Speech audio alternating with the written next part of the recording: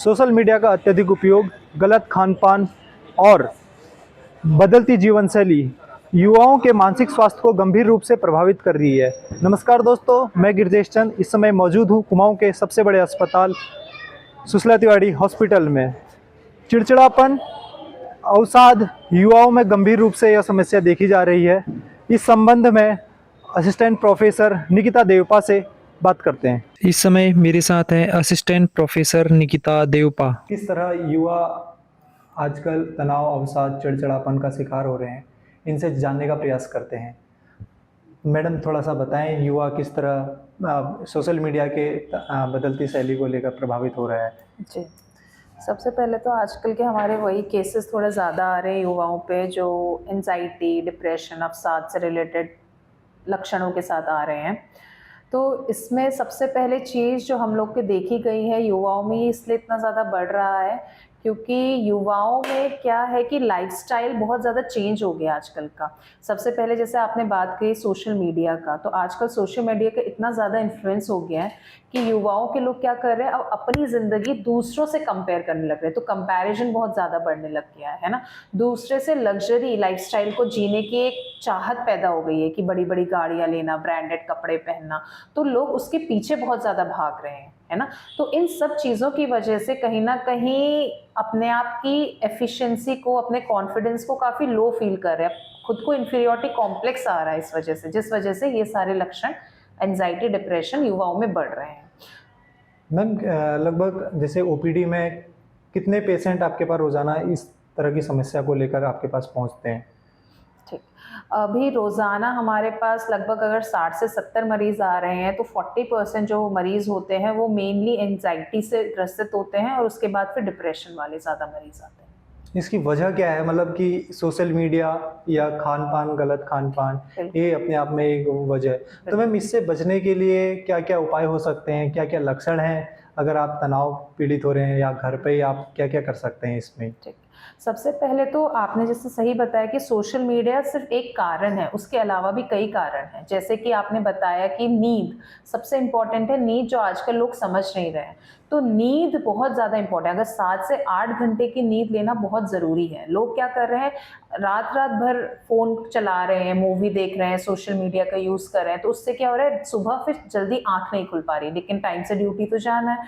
तो उससे क्या हो रहा है, दिन भर जो होता है वो आप फोकस नहीं कर पा रहे हैं कोई चीज़ में पर्टिकुलर, तो उस वजह से भी ये एंजाइटी सिम्टम्स और बढ़ रहे हैं। दूसरी चीज़, फिजिकल एक्टिविटीज़ कम हो गई हैं।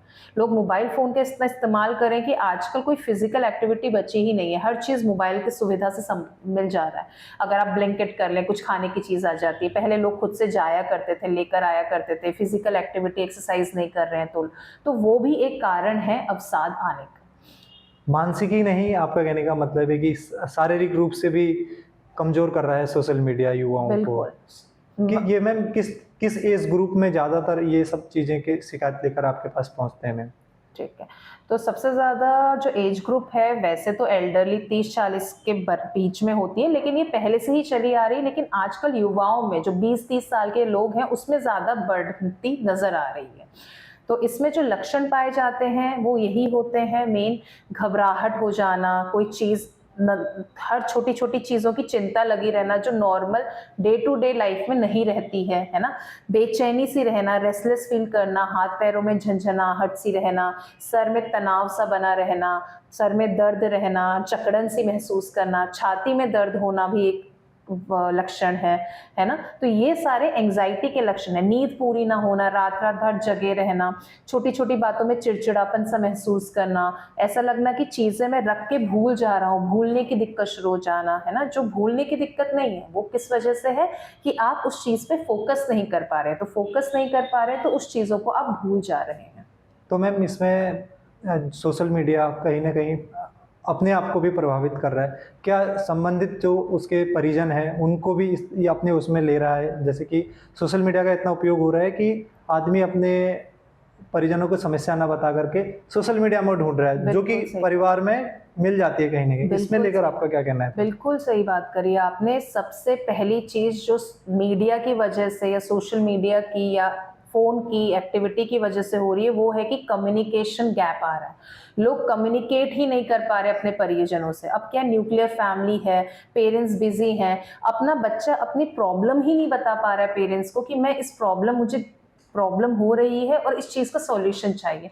अब लोग क्या करते हैं, 2-3 जने एक साथ बैठे रहते हैं तो 2-3 जने अपने अपने फोन का इस्तेमाल करते रहते हैं, तो वो कम्युनिकेशन, ओपन कम्युनिकेशन ही नहीं हो पा रहा है। जब तक आप किसी को बताओगे नहीं तो वहां से आपको अंदर ही अंदर आप घुटते चले जा रहे हो और वो कहीं ना कहीं परेशानी की जड़ बनती चली जा रही है। इसमें आप क्या सलाह देंगे हमारे दर्शकों को, क्या सलाह देंगे, किस तरह इससे दूर रहना चाहिए, क्या बचाव है ताकि डिप्रेशन का शिकार ना हो सकें, बिल्कुल, अपनी अच्छी लाइफस्टाइल जी सकें? बिल्कुल, सबसे पहले चीज जो है वो ये है कि सबसे पहले फिजिकल एक्टिविटी करना, कुछ ना कुछ आधा घंटा चलना वगैरह शुरू करें।